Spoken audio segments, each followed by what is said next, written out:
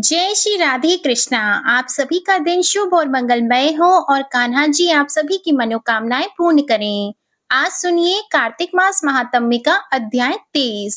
आज के अध्याय को शुभारंभ करने से पहले आपको सुनाते हैं धरती माता की कहानी। प्रेम से बोलिए धरती माता की जय। एक समय की बात है, एक बूढ़ी महिला रहती थी। उसके धर्म कर्म में बहुत ही रुचि थी।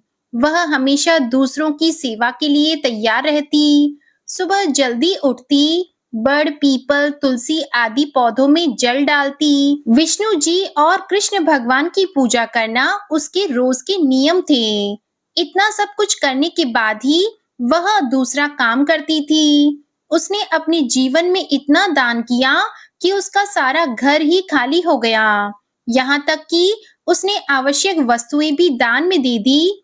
इसी तरह एक दिन उसके बहुत ज्यादा धर्म पुण्य करने के कारण धर्मराज जी का सिंहासन हिलने लगा।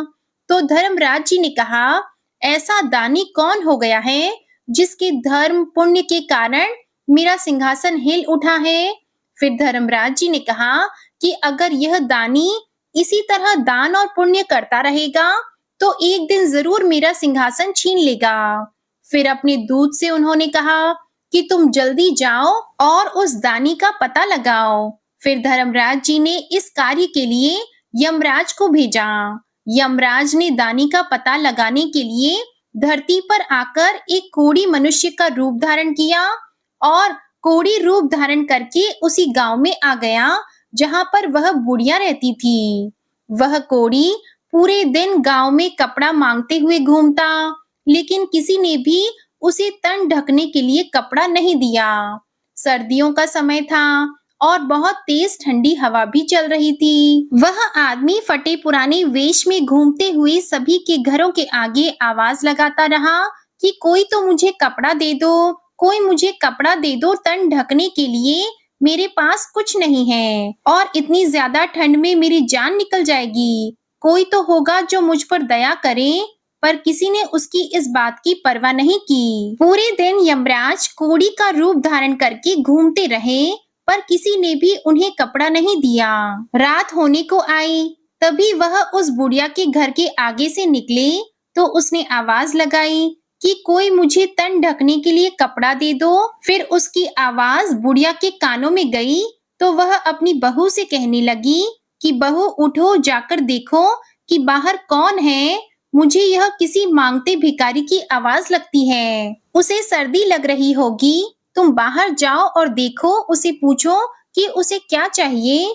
तो बहू अपनी सास की बात सुनकर कहने लगी कि माँ जी, अपने द्वार पर तो कोई न कोई मांगने के लिए आता जाता ही रहता है। आप ना तो दिन में चैन लेती हैं और ना ही रात में सोने देती हैं। आपको पता है आधी रात हो चुकी है, इसलिए आप भी सो जाओ और मुझे भी सोने दो। तो इस तरह बुढ़िया ने अपनी तीनों बहुओं को कहा, पर उन्होंने बाहर जाने के लिए मना कर दिया। फिर बुढ़िया ने अपनी चौथे नंबर की बहू को आवाज लगाई कि बेटा बाहर जाकर देखो कि कौन है। तो सबसे छोटी बहू ने कहा कि माँ जी, आप निश्चिंत रहें, मैं जाकर पता लगाती हूँ कि बाहर कौन आया है। फिर छोटी बहू ने बाहर आकर देखा तो बाहर एक कोढ़ी आदमी बैठा है। बहू ने उस कोढ़ी आदमी से पूछा कि बाबा आपको क्या चाहिए। तब वह कोढ़ी रूप धारण किए हुए यमराज कहता है कि मैं तो कोढ़ी आदमी हूँ, मेरे पास कपड़े भी नहीं हैं, मुझे बहुत ठंड लग रही है। अगर आप ओढ़ने के लिए कोई वस्त्र दे दें तो आपका बड़ा भला होगा। उसकी बात को सुनकर बहू अंदर चली गई और अंदर जाकर अपनी सास को सारी बात बताई। बहू की बात सुनकर बुढ़िया माई ने कहा कि बहू, तेरे पिताजी ने जो कंबल ओढ़ रखा है उस कंबल को ले जाकर उस कोढ़ी आदमी को दे दे, बेचारा बाहर बैठा है, हम तो कमरे के अंदर हैं। इस बात को सुनकर बहू ने कहा कि नहीं माँ, अगर ऐसा किया तो पिताजी को ठंड लगेगी। तब बुढ़िया माई ने कहा कि ये ले, मेरी चादर ले जाकर पिताजी को दे दे और उनके पास जो कंबल है वह उस भिखारी को दे दे, वो बेचारा खुले आसमान के नीचे बैठा है, हम तो बंद कमरे में बैठे हैं, उसके पास कुछ नहीं है, कम से कम एक कंबल होगा तो सर्दी से कुछ बचाव हो पाएगा। बहू ने अपनी सास की बात मानते हुए कंबल ले जाकर बाहर बैठे उस आदमी को दे दिया। वह भिखारी आदमी उस कंबल को लेकर उसके द्वार से खड़ा होकर चला गया और सीधे धर्मराज के पास गया। वहां जाकर उसने कहा कि महाराज, यह लो कंबल। गांव के बाहरी हिस्से में एक बुढ़िया माई रहती है। वह बहुत ही अधिक दान पुण्य करती है। अब उसके घर में एकमात्र यही कंबल बचा था, वह भी मुझे दे दिया। उसने नई और पुरानी सभी चीजों का दान कर दिया है। उसके घर में दान करने के लिए अब कुछ भी नहीं बचा है। तब यमराज की बात सुनकर धर्मराज जी ने कहा कि अब तो वह बुढ़िया मेरा सिंहासन लेकर ही रहेगी। फिर धर्मराज जी दूत से कहते हैं कि तुम जाओ और उस बुढ़िया माई को यहाँ लेकर आओ। तब वह दूत धर्मराज जी की आज्ञा का पालन करते हुए उस बुढ़िया माई को लेने के लिए धरती पर आए और उसे साथ लेकर चल दिए।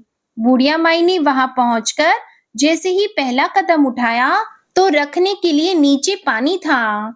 उसे पैर रखने के लिए धरती मिली ही नहीं। यह देखकर बुढ़िया माई हैरान हो गई और जहां बुढ़िया माई खड़ी थी वहीं रह गई। फिर मन में उसने विचार किया कि भगवान, यह क्या है? अब मेरा क्या होगा? मेरे पैरों के नीचे तो धरती ही नहीं है। मुझे तो धरती चाहिए। तब भगवान ने कहा कि बुढ़िया माई, तूने धरती मोल नहीं ली। अब मैं तुम्हें धरती कहाँ से लाकर दूं? यह बात सुनकर बुढ़िया माई ने गुस्से में आकर कहा कि जब मुझे खड़ी रहने के लिए और चलने के लिए धरती ही नहीं मिलेगी, तो आप मुझे यहाँ लेकर क्यों आए हैं? तब धर्मराज जी ने कहा कि धरती तो जो मोल लेता है उसी को यहाँ पर धरती मिलती है। फिर बुढ़िया माई विनम्र भाव से कहने लगी कि महाराज, मैं यह सब कुछ नहीं जानती। धरती मोल कैसे लेते हैं, मुझे यह सब कुछ आप बताइए। मैं बिना धरती के यहाँ पर कैसे रहूंगी? यहाँ स्वर्ग लोक में मेरा क्या काम है? मुझे अब धरती मोल लेने की सारी विधि बताइए और मृत्यु लोक में कुछ समय के लिए वापस भेज दीजिए। फिर मैं धरती मोल लेकर ही आपके दूतों के साथ वापस आऊंगी। यदि मेरे बेटे बहू ने मेरी काया को जला दिया तो फिर मेरे लिए धरती मोल कौन लेगा? कौन धरती माँ की कहानी सुनेगा? फिर तो मैं धरती नहीं ले सकूंगी और ना ही स्वर्ग का आनंद उठा पाऊंगी। बुढ़िया माई की बात को सुनकर धर्मराज जी मन ही मन विचार करते हुए कहने लगे कि बुढ़िया माई, ठीक है, तू जा। यह कहकर धर्मराज जी ने अपने दूतों को बुढ़िया माई के साथ धरती प्रवेश दिया। उधर बुढ़िया माई रात में ही मर गई थी और जब सुबह हुई तो बेटे बहू उसके अंतिम संस्कार की तैयारी कर रहे थे। जब संस्कार की तैयारी हो गई तो उसके बेटे अर्थी को उठाकर जाने लगे। अर्थी लेकर आधे रास्ते पहुंचे कि बुढ़िया माई ने कहा, बेटा तुम मुझे कहाँ लेकर जा रहे हो? तब उसका बड़ा बेटा कहने लगा कि माँ, इतनी जल्दी भूतनी कैसे बन गई? तब बुढ़िया माई ने कहा, नहीं बेटा, मैं भूतनी नहीं हूँ, मैं तो तेरी माँ हूँ। मैं 7 दिन के लिए धरती पर आई हूँ और 8वें दिन यहाँ से वापस चली जाऊंगी। मुझे तो धर्मराज जी ने यहाँ भेजा है। तो उसके बेटे ने कहा कि माँ, तुम्हें वापस ही आना था, तो तुम गए ही क्यों? तो उसने कहा कि बेटा क्या करूं, मैंने अपने जीवन में धर्म पुण्य तो बहुत किए थे, लेकिन धरती माता की ना तो कभी कहानी सुनी, ना ही कभी धरती मोल ली। इसलिए मुझे वहां पर धरती नहीं मिली और जहां भी मैं पैर रखती हूँ वहां पानी ही पानी हो जाता है। मेरे प्रार्थना करने पर धर्मराज जी ने मुझे यहाँ पर धरती माता की कहानी सुनने के लिए भेजा है और 7 दिन कहानी सुनने के बाद फिर उसका उद्यापन करके मैं वापस चली जाऊंगी। बुढ़िया माई की बात सुनकर उसके बेटे अपनी माँ को घर ले आए। घर आकर बुढ़िया माई अपने बेटे से कहने लगी कि बेटा, ब्राह्मण को बुलाकर आज से 7 दिन तक मुझे धरती माता की कहानी सुनानी शुरू करो। 7 दिन मैं कहानी सुनूं, उसके बाद उसका उद्यापन करके 8वें दिन मैं वापस चली जाऊंगी। फिर दोबारा लौटकर कभी नहीं आऊंगी। तो बुढ़िया माई की बात सुनकर उसके सारे बेटे असमंजस में पड़ गए और उन्होंने सोचा कि अब क्या करें। तभी एक बुजुर्ग पंडित वहां पर आए और कहने लगे कि बेटा, तुम्हारी माँ भगवान के दरबार में जाकर आई है और फिर से अपनी काया में आ गई है, तो यह सच कह रही है। भगवान ने ही इसको यहाँ भेजा है। यह अपने जीवन में बहुत ही धर्मपरायण थी। अब जैसा तुम्हारी माँ कहती है वैसा ही करो। इन्हें 7 दिन तक धरती माता की कहानी सुनवा दो और फिर उसका उद्यापन कर देना। पंडित की बात सुनकर उसके बेटे तो मान गए, पर बुढ़िया के घर में लोगों की भीड़ लगी हुई थी, क्योंकि उस दिन उसका संस्कार होना था। सारी औरतें वहां पर भजन गा रही थी। बहुएं भी वहां पर बैठी थीं। बुढ़िया माई को जिंदा देखकर बहुओं ने कहा कि यह अम्मा नहीं मरेगी, यह तो हमें मार के फिर मरेगी। सारे घर में झाड़ू लगा दी है, सुई तक भी घर में नहीं छोड़ी। घर में भोजन बनना तो दूर है, एक चुटकी नमक तक नहीं मिलता, और यह अब फिर से आ गई है। तब बहू की बात सुनकर बुढ़िया माई ने कहा कि बेटा, मैं किसी को मारने के लिए नहीं आई हूँ। मुझे तो तुम ब्राह्मण को बुलाकर धरती माता की कहानी सुना दो। 7 दिन मैं यह कहानी सुनूंगी, फिर मुझे आगे धरती मिल जाएगी तो मैं यहाँ से चली जाऊंगी, फिर लौटकर यहाँ कभी नहीं आऊंगी। उसके बेटे की बहू ने 6 दिन तक बुढ़िया माई को लगातार ब्राह्मणी को घर बुलवाकर कहानी सुनवाई, और 7वें दिन पानी का भरा हुआ एक लोटा, रोली, मौली, 5 सवा नाल का धागा और गुड़ की डली लेकर बुढ़िया माई अपनी बहू से कहने लगी कि चलो बेटा, तुम सभी मेरे साथ पीपल के पेड़ के नीचे चलो। हम सभी वहां पर बैठकर धरती माता की कहानी सुनेंगे। आज मेरे इस व्रत का उद्यापन है। चलो तुम भी इस कथा को सुनना, जिससे तुम्हें यह पीड़ा दुख ना दे। और फिर बुढ़िया माई अपनी सभी बहुओं और ब्राह्मणी को लेकर पीपल के पेड़ के नीचे पहुंच गई। वहां बैठकर ब्राह्मणी ने धरती माता की कहानी कही, तो बुढ़िया माई और उसकी बहुओं ने सुनी, कहानी के हुंकारे दिए, और धरती माता की कहानी कहने के बाद में मौली का धागा, 5 रुपए और गुड़ की डली लेकर पीपल की जड़ में दबा दी। फिर बुढ़िया माई ने हाथ जोड़कर कहा कि लो धरती माता, इसे स्वीकार करो। धरती माता, अब मैंने तुम्हें मोल ले लिया है। जाने अनजाने अगर मुझसे कोई पाप हो गए हो तो आप अपने में समेट लो और मुझे आगे धरती मिले। यह आशीर्वाद मुझे दो, ताकि मुझे फिर से यहाँ न आना पड़े। इस प्रकार बुढ़िया माई ने 7 दिन तक धरती माता की कहानी सुनकर उसका उद्यापन कर दिया। बुढ़िया माई की बहुओं ने एक दिन धरती माता की कहानी सुनकर उद्यापन कर दिया। इस प्रकार बुढ़िया माई ने धरती माता की कहानी कही, उसका व्रत किया और स्वयं भी इसका उद्यापन किया और बहुओं से भी करवाया। जब सारी बहुएं घर लौटी तो बुढ़िया माई बहू से कहने लगी कि बेटा, आज तो मेरा आखिरी दिन है, आज मुझे सभी प्रकार का भोजन करा दो, फिर मैं चली जाऊंगी, तो वापस लौटकर नहीं आऊंगी। बहुएं कहने लगी कि माँ जी, आपको क्या खिलाएं और कहाँ से लाएं? घर में कुछ भी नहीं बचा है, आपने सब कुछ तो दान कर दिया है। तब बड़ी बहू ने कहा कि कोई बात नहीं, तुम इतनी कड़वी मत बोलो, मैं सब कुछ अपने आप प्रबंध कर लूंगी। मैं अभी पड़ोस में जाकर आती हूँ, माँ के करने लायक भोजन तो मिल ही जाएगा। यह कहकर बड़ी बहू अपनी पड़ोसन के घर गई, वहां से चावल लिया, फिर दूसरे घर गई, वहां से दाल ली। इस तरह कई घरों में जाकर खाने पीने के सामान का प्रबंध करके वह घर आ गई और अपनी सास को भोजन करवा दिया। तो बुढ़िया माई अपने बेटे बहू से कहने लगी कि बेटा, तुम भी सारे भोजन कर लो। तब सभी ने थोड़ा थोड़ा भोजन किया। बुढ़िया माई ने उनसे कहा कि बेटा, कल सुबह मैं जल्दी सूर्योदय होने से पहले यहाँ से चली जाऊंगी। अब तुम सारे थक गए होंगे तो जाकर सो जाओ। सभी बेटे बहू मना करने लगे, पर बुढ़िया माई ने जिद करके उन्हें सोने के लिए भेज दिया। बुढ़िया माई के सभी बेटे बहू जाकर सो गए और निश्चित समय पर भगवान का विमान आया और बुढ़िया माई को लेकर चला गया। आगे वहां जाने पर बुढ़िया माई को धरती मिल गई। अब बुढ़िया माई ने भगवान से कहा कि भगवान, आप मेरी एक इच्छा और पूरी करो। तो भगवान ने कहा कि तुम्हारी अब कौन सी इच्छा पूरी करूं? तो बुढ़िया माई ने कहा, मेरे घर में कुछ भी नहीं छोड़कर आई हूँ, मैंने सब कुछ दान कर दिया है। यहाँ तक कि मैंने गुड़, चाय, नमक कुछ भी नहीं छोड़ा। अब मेरे मरने के बाद मेरे बेटे बहू मेरा अंतिम संस्कार कैसे करेंगे? जो मैंने दान धर्म किया है, उसे 4 गुना करके आप लौटा दीजिए। भगवान ने कहा, ठीक है, जो भी तूने दान धर्म किया है, 4 गुना करके मैं लौटा दूंगा। अब से तेरे बेटे बहू के घर में हर चीज मौजूद होगी। उधर जब सुबह हुई, तो छोटी बहू ने उठकर चाय बनाई। चाय लेकर जैसे ही अपनी सासू माँ के कमरे में गई और आवाज लगाई, तो उसकी सासू माँ बोली नहीं। तो बहू ने चाय रखकर अपनी सास को हिलाया।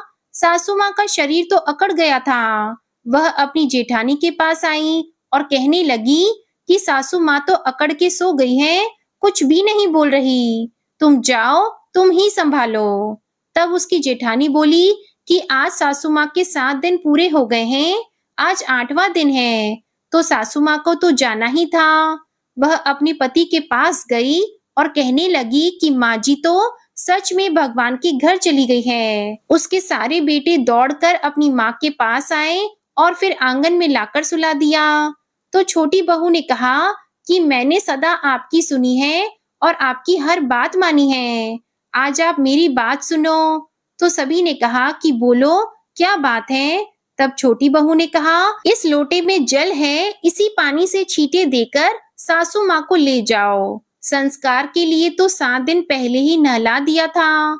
अगर आप फिर से करेंगे और रोएंगे, तो यह फिर वापस आ जाएंगी। तुम 4 भाई हो, 5वें की जरूरत नहीं। इसे जल्दी से उठाओ और जल्दी ले जाकर जलाकर आ जाओ, जिससे कि इनकी गति हो जाए। तब सभी भाई आपस में बात करने लगे कि पहले भी हम लोगों को इकट्ठा करके शर्मिंदा हो चुके हैं, अब कौन आएगा? सभी यही कहेंगे कि क्या पता तुम्हारी माँ फिर से जिंदा हो जाए। यह सोचकर चारों भाइयों ने अपनी माँ को उठाया और शमशान की ओर चल पड़े। तब रास्ते में पीपल के पेड़ के नीचे बैठी कुछ औरतें कहानी सुन रही थी। बुढ़िया माई के बेटे को इस तरह जाते हुए देखकर सारी समझ गई। एक दूसरे से उन्होंने कहा कि कार्तिक का पावन महीना है, बुढ़िया माई तो मर गई और बहुओं ने भजन तक नहीं गाए। चलो हम सब वहाँ पर भजन गाने के लिए चलती हैं। राम का नाम लेंगी तो बेचारी बुढ़िया को मोक्ष हो जाएगी। यह विचार करके सारी बुढ़िया माई के घर पहुँच गई और जाकर भजन गाने लगी। उधर बुढ़िया माई का दाह संस्कार कर दिया और उसके बेटे घर आ रहे थे, तो उन्हें आता हुआ देखकर भजन गाने वाली सभी औरतों ने बुढ़िया माई की बहुओं से कहा कि जाओ जल्दी से यहाँ लाकर बिछौना बिछा दो। तो सारी की सारी कहने लगी कि जब संस्कार करके वापस आएंगे तभी हम यहाँ पर बिछौना लगाएंगी, क्या पता हमारी सासू माँ जिंदा होकर वापस आ जाए। तो भजन गाने वाली औरतों ने कहा कि यह देखो सभी लोग आ गए हैं, अब तो बिछौना लगा दो। तो बहुओं ने बिछौना लगाया और फिर भजन गाने वाली औरतों ने खूब भजन गाए, फिर अपने अपने घर चली गईं। बिछौने पर बैठे बूढ़ी माई के बेटे एक दूसरे का मुंह ताकने लगे और कहने लगे कि अब क्या करें, कहाँ से चाय पानी का प्रबंध करें। माँ तो भगवान के घर चली गई और हमारे लिए कुछ भी छोड़कर नहीं गई। तो अड़ोस पड़ोस भी आपस में चर्चा करने लगे कि चलो भाई बुढ़िया माई के परिवार वालों को चाय पानी पिलाकर आते हैं, रोटी पानी खिलाकर आते हैं। आज उनकी माता ने 100 वर्ष पूरे कर लिए, आज तो हमें ही खिलाना पिलाना होगा, कल तो बेचारे अपने आप देख लेंगे। तो उनमें से एक आदमी ने कहा कि चलो आज मैं जाता हूँ, उन्हें चाय पिलाता हूँ और सबका हाल चाल पूछ कर आऊंगा। फिर उस पड़ोसी ने अपनी पत्नी से कहा कि चाय बनाओ। चाय लेकर वह बुढ़िया माई के घर की ओर चल पड़ा। उधर बुढ़िया माई के बेटे की बड़ी बहू अपने परिवारजनों को चिंता मग्न देखकर घर के अंदर गई और जैसे ही उसने बुढ़िया माई के संदूक को खोला तो वह संदूक रुपए पैसों से भरा पड़ा था। यह देखकर वह हैरान हो गई और रसोई में गई तो वहां आटे के बोरे, गुड़, शक्कर, खाने पीने का सारा सामान मौजूद था। सब्जियां, मसाले, सब कुछ वहां था। उनकी रसोई सारी सामग्रियों से युक्त थी। यह देखकर बहू बहुत खुश हुई और सोचने लगी कि माँ अपने बेटे और पोतों के लिए बहुत दान धर्म करती थी, अपने घर में भी वह धन वापस देकर गई है। यह सोचकर वह खुशी-खुशी बाहर आई और अपने पति से उसने कहा कि आप एक बार अंदर आइए। तो उसका पति कहने लगा, अभी तो माँ का संस्कार करके आए हैं, कैसे तो घर के अंदर जाएं, कैसे घर के बाहर जाएं? तो बहू ने कहा कि मैंने आपको स्नान करने के लिए पानी डाल दिया है, आप जल्दी से स्नान करो और अंदर आओ, हमें बाहर जाने की कोई जरूरत नहीं है। यह सुनकर उसके पति ने स्नान किया और फिर अंदर गया। अपनी पत्नी के कहे अनुसार उसने संदूक को खोला तो देखा उसके अंदर तो खूब सारे रुपए पड़े थे। तब उसकी पत्नी ने कहा कि अब चलो रसोई घर में। तो रसोई घर में जाकर उसने देखा तो रसोई की सारी सामग्री का प्रबंध था। यह देखकर उसका पति हैरान हो गया और अपनी पत्नी से उसने कहा, माँ तो हमें बहुत सारा धन देकर गई है। इसके बाद दोनों पति पत्नी बाहर आए। उसने अपने भाइयों को और बहू ने अपनी देवरानियों से कहा कि चाय बनाओ, चावल बनाओ और रोटी सब्जी बनाओ। संस्कार के बाद जब घर आते हैं तो चावल बनाने होते हैं। उसकी देवरानियों ने कहा कि जेठानी जी, हमारे घर में तो कुछ भी नहीं है। तो उसकी जेठानी बोली कि तुम घर के अंदर जाओ और देखो कि क्या है क्या नहीं है। यह सुनकर सारी बहुएं अंदर गईं तो देखा रसोई में सारा सामान पड़ा था। फिर वे सारी अपने अपने कमरों में गईं। सभी ने अपने अपने संदूक खोले। बड़ी बहू के संदूक में चौगुना धन था, बाकी सबके संदूक में थोड़ा थोड़ा और छोटी बहू के संदूक में कुछ नहीं था। जैसा पहले था वैसा ही अब भी पड़ा था, क्योंकि उसने कभी भी बुढ़िया माई की सेवा नहीं की थी और ना ही कभी मीठे शब्दों में बातचीत की। तो उसी समय उसका पड़ोसी चाय लेकर उनके घर आया तो उसने देखा कि उनके चूल्हे में तो आग जल रही थी, कहीं सब्जी बन रही थी, कहीं चाय, कहीं रोटी, कहीं दाल पक रही थी। यह सब देखकर उनका पड़ोसी हैरान हो गया और सोचने लगा कि इनका काम तो अच्छे से चल रहा है।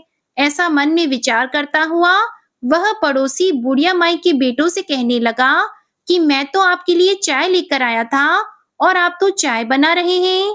तो बुढ़िया माई का बेटा बोला कि चाय तो दे दो, परंतु रोटी मत लाना, क्योंकि रोटी तो यह देखो हमारे घर में बन रही है। हमारी माँ हमें सब कुछ देकर गई है। माँ ने हमारे लिए ही दान पुण्य किया था और आज वह हमें सब कुछ मिल गया है।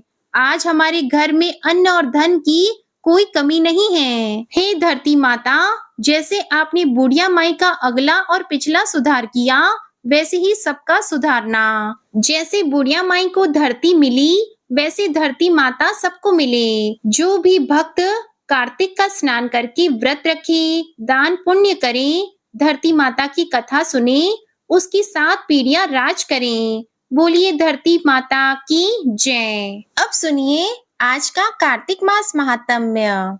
इससे पहले के अध्याय में आपने जाना था कि पांडव अपने पूर्व जन्म में क्या थे और द्रौपदी जी अपने पूर्व जन्म में क्या थी, जिसका वृतांत स्वयं भगवान श्री कृष्ण ने भीष्म पितामह जी को बताया था।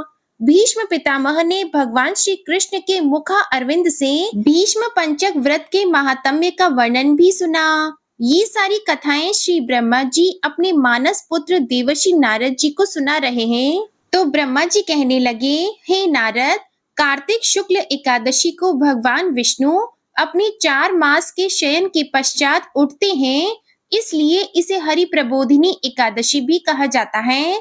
इस एकादशी का व्रत रखने से वाजपेयी यज्ञों से भी अधिक फल की प्राप्ति होती है। साथ ही अनेकों जन्मों के पाप भी नष्ट हो जाते हैं। चातुर्मास जो कि 4 महीनों का होता है, जो चातुर्मास का व्रत होता है, वो व्रत देव उठान एकादशी के दिन यानी कि हरि प्रबोधिनी एकादशी के दिन ही समाप्त हो जाता है।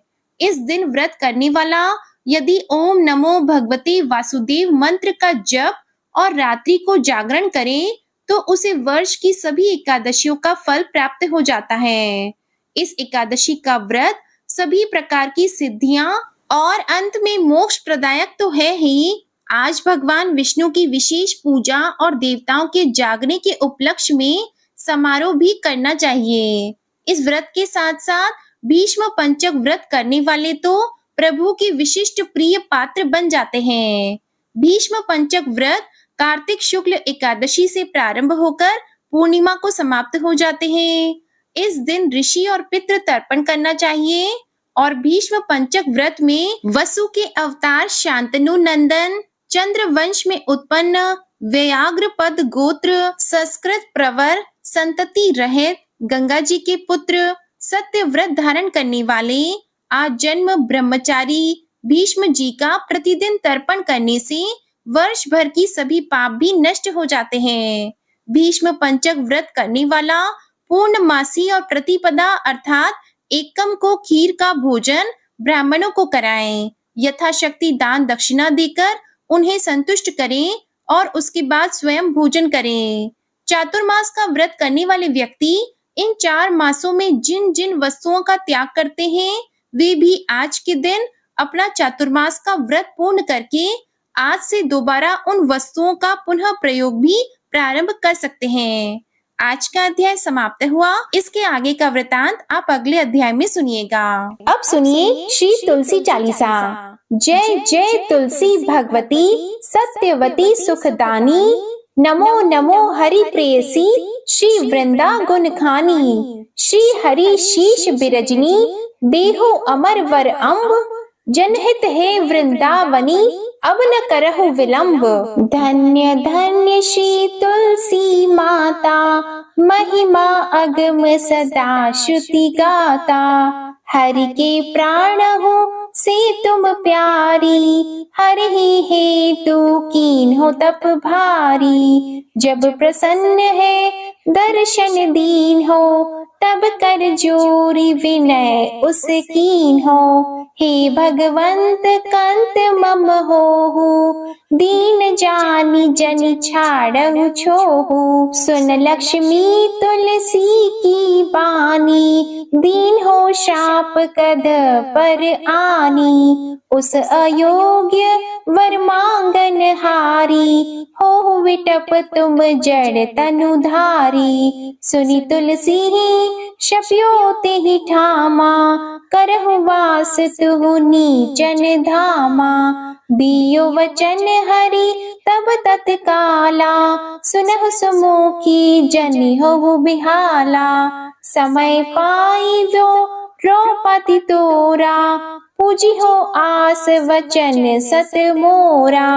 तब गोकुल महा गोप सुदामा, तासु भई तुलसी तू बामा।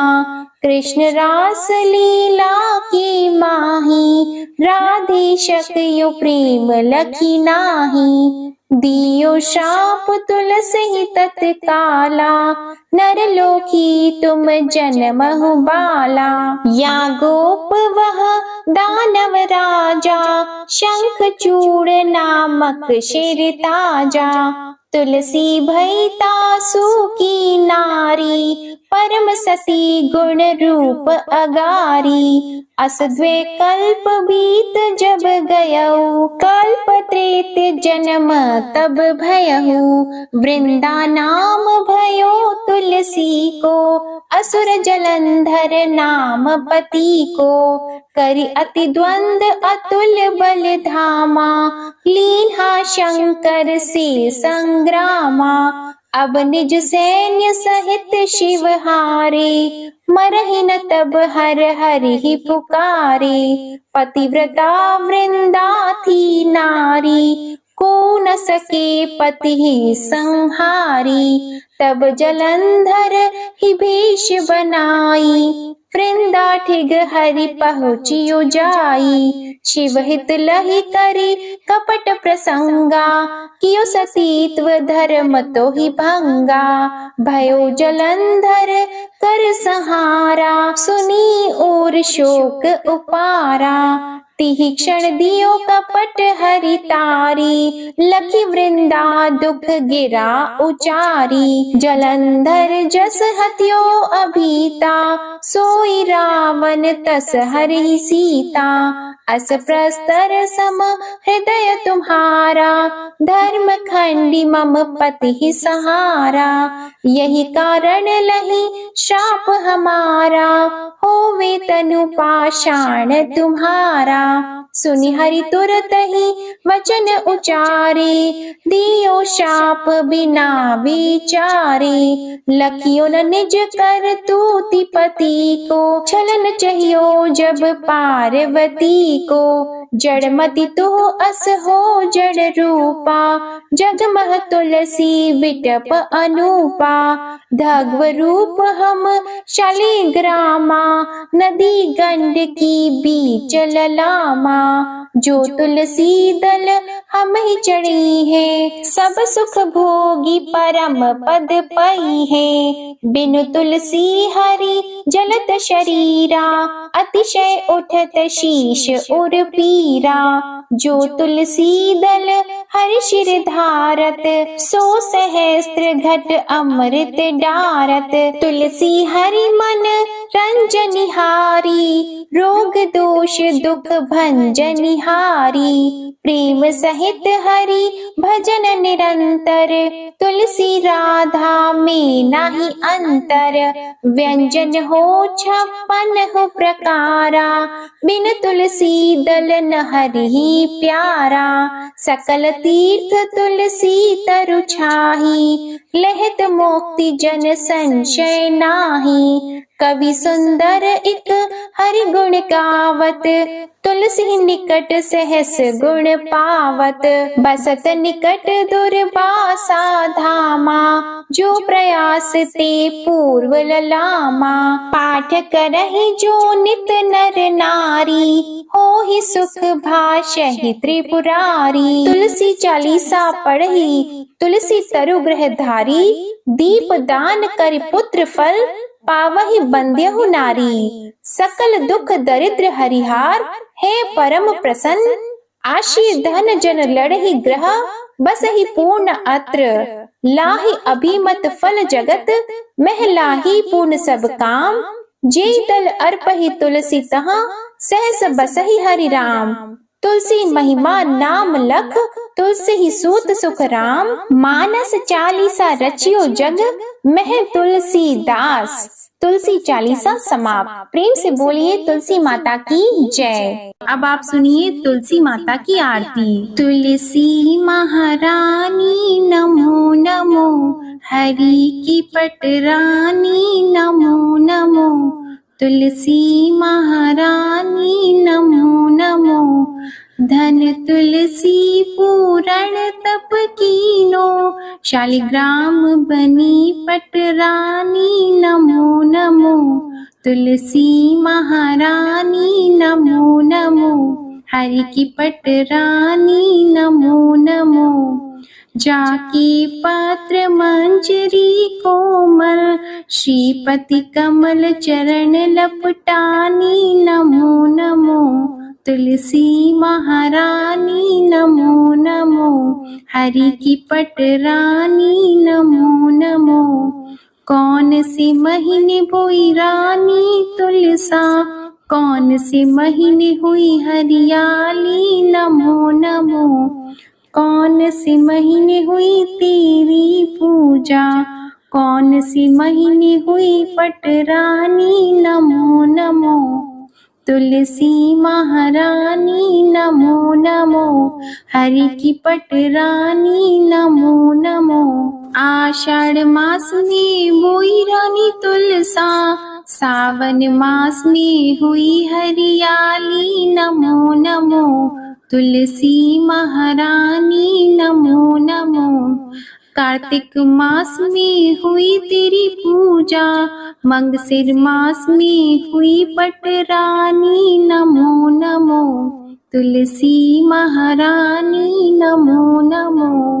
धूप दीप नैवेद्य आरती, पुष्पन की वर्षा बरसानी नमो नमो। तुलसी महारानी नमो नमो। 56 भोग 3600 व्यंजन, बिन तुलसा हरि एक न मानी नमो नमो। तुलसी महारानी नमो नमो। जो तुलसी को सवेरे गाए, श्री कृष्ण के दर्शन पाए नमो नमो। तुलसी महारानी नमो नमो।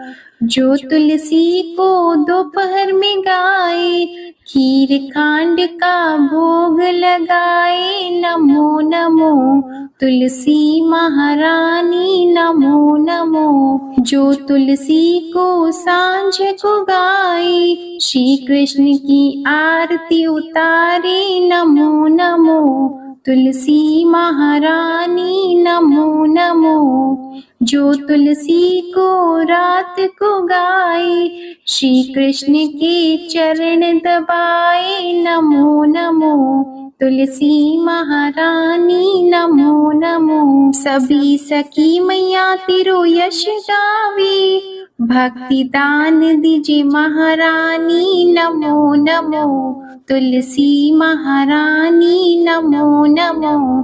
तुलसी महारानी नमो नमो। हरि की पटरानी नमो नमो। प्रेम से बोलिए श्री तुलसी माता की जय। भगवान श्री विष्णु जी की जय। शालिग्राम भगवान जी की जय। आप सभी को आज की कथा और वीडियो में आनंद आया हो तो वीडियो को लाइक जरूर कीजिएगा। कमेंट में भगवान विष्णु जी, माता तुलसी जी और भगवान शालिग्राम जी की जय जरूर लिखिएगा और चैनल को भी सब्सक्राइब करिएगा। इसी के साथ आज आप हमारे चैनल पर गुरुवार की व्रत कथा और छठी मैया की व्रत कथा भी जरूर सुनिएगा। प्रेम से बोलिए जय श्री राधे कृष्णा।